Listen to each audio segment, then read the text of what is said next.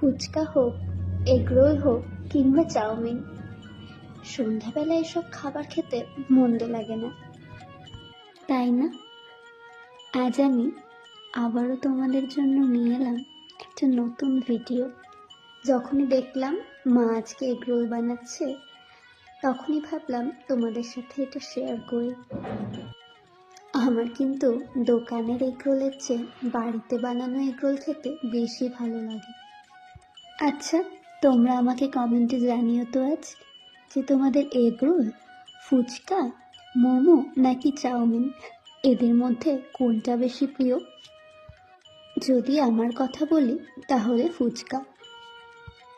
অন্যগুলোও তো খুবই পছন্দের, কিন্তু ফুচকাটা না নাম্বারিংয়ে একটু এগিয়েই থাকে। যাই হোক, কথা বলতে বলতে আজকের এগরোলও তৈরি।